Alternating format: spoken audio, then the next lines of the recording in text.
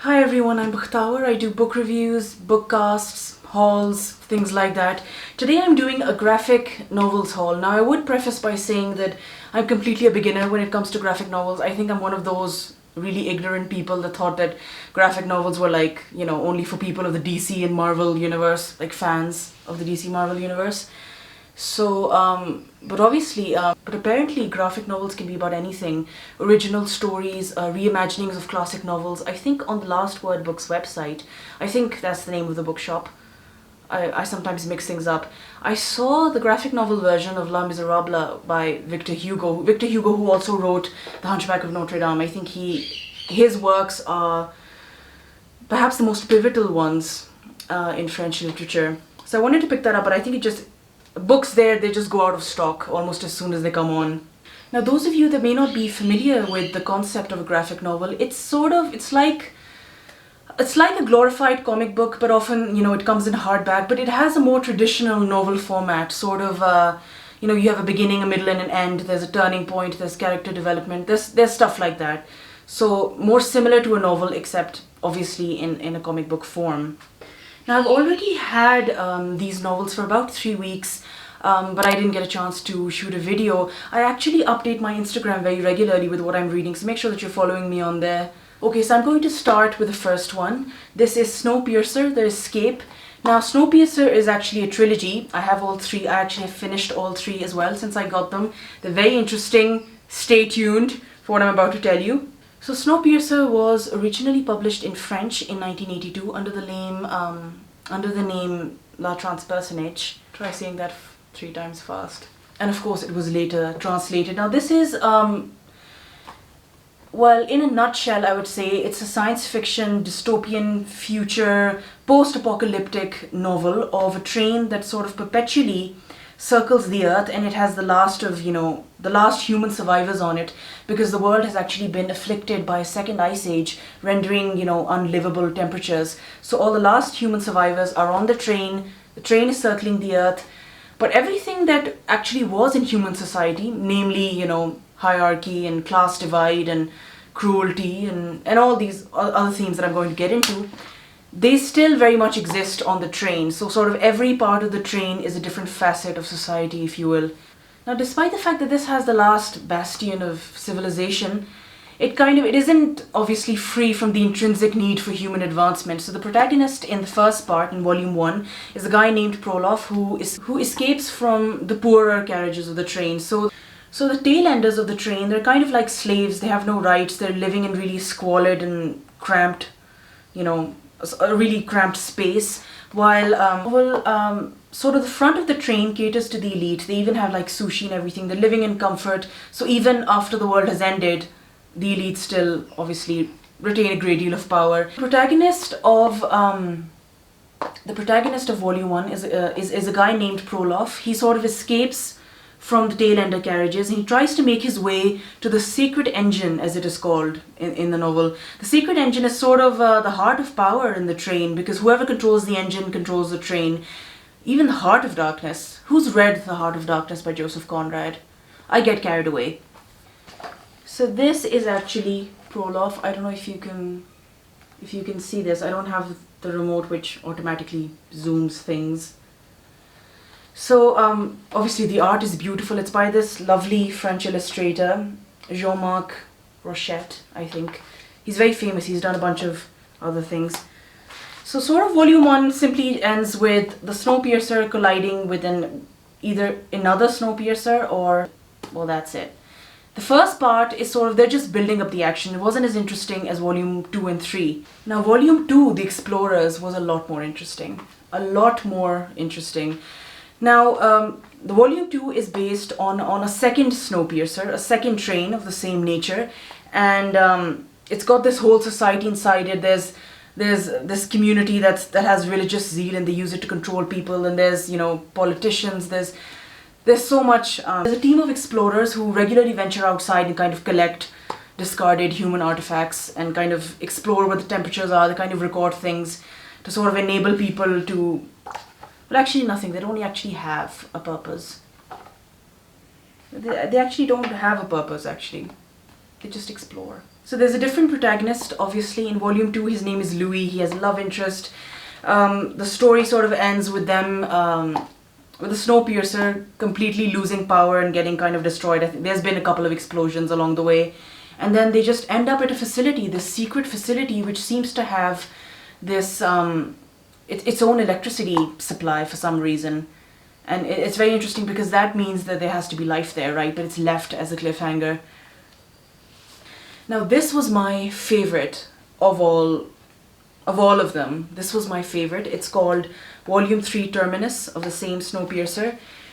And this has, oh my god, this I enjoyed the most because obviously it's colored, unlike the other two which are in black and white. Now that got stuck with my hair for a minute. So it's colored and that's beautiful. I'm like a child. Oh, colored pictures. So the facility that these guys end up at is sort of like a subterranean, like an underground theme park that is built under a nuclear reactor, a leaking nuclear reactor, if you will. How did they come up with this stuff? And obviously you have the same sort of society, except everyone is getting cancer because of the nuclear reactor, and the babies that are getting born are deformed. And there's two mad scientists. You can't make this stuff up. Or apparently you can make this stuff up. There's two mad scientists that are continually, they're experimenting on fetuses and stuff to figure out how to elongate human life and sort of improve the genetics of people so that they can be immune to the effects of radiation or, you know, death and disease. So they're kind of like one of those deluded mad scientists that we've seen in so many works of literature, so many movies. They're always trying to get where they can't. They're trying to pass the limits, if it were, of possibility. Past the limits of nature in a way, and that always results in an abomination. So if you've read anything about World War II, you know, you see a lot of themes which may have been, obviously they're not mentioned in that way, but they've kind of been adapted. You know, if you think about the nuclear blast, the nuclear bomb that was dropped on Hiroshima and Nagasaki, if you think about, I don't know, the Chernobyl incident, which I know is not related to World War II, which was, as you know, a leaking nuclear reactor, or whatever it was. Watch the series, it's really good. And also obviously of the Holocaust, which as you know was a systematic extermination of the Jews according to an ideology, the Nazi ideology, which was based on eugenist views. I think it's called eugenist, in which you think that you are a superior race and that through experimentation, science and selective breeding and extermination you can improve other people's races as well, and that other races are essentially inferior. The two mad scientists, that's exactly what they're trying to do. That's why they play around with people's lives, and the people that get deformed or get cancer, they make them wear these masks to make them look like rats, as if to signify that the worth of a human being is essentially a glorified lab rat. And they also have transhumanist views, again, which this is a school of thought which I don't know a ton about. I think I read maybe one research paper on it, and that too by mistake. And it's mostly about, you know, altering genes, improving genes so that you can enhance people's intellectual capacity, their immunity to disease, their sort of, obviously essentially longevity as well, particularly of brain cells. I don't know how that works or whether that even works. I don't think it works. So obviously these are mammoth topics in themselves, but the way that they all come together in this is just amazing. I mean, it's like, I mean, I read this in like maybe 2 or 3 hours flat. I didn't even get up. I think I got up to make tea, but other than that, I did not get up. And it was amazing. I would end this Snowpiercer ride that we're on, pun intended, by saying that you have to watch the Chris Evans movie. It came out in 2014. It was critically acclaimed. If you haven't seen it, you need to see it. It's one of Chris Evans' standout roles. You will not regret it. It's my favorite. I've watched it like 1 billion times. So now we have Pride and Prejudice and Zombies. This is actually the graphic novel of the parody novel by Seth Graham, which is based on the 19th century Jane Austen cult classic Pride and Prejudice. Now, if you've not read Pride and Prejudice, or you aren't a fan of Jane Austen, which most people are actually generally, especially women, girls, you won't really get the context. You know, you have to read the source text in order to understand what everything means, in order for it to be funny, actually. And Pride and Prejudice has had so many film adaptations. I particularly liked the 1995 one, the one with Colin Firth and the lake scene. Does anyone know what I'm talking about? So, you know how the first line of the novel is really iconic, and it's, "It is a truth universally acknowledged that a single man in possession of a good fortune must be in want of a wife." So that's the iconic first line of Pride and Prejudice. So they've obviously, it's a parody, so in Pride and Prejudice and Zombies it is a truth universally acknowledged that a zombie in possession of brains must be in want of more brains. That's really funny. So I also picked up, this is not a graphic novel, I also picked up the Pride and Prejudice and Zombies pack of postcards, which is beautiful. Check this out. There's like 30 of them. They all have scenes from the graphic novel. I don't think I like anyone enough to give them one of these. That sounds really sad.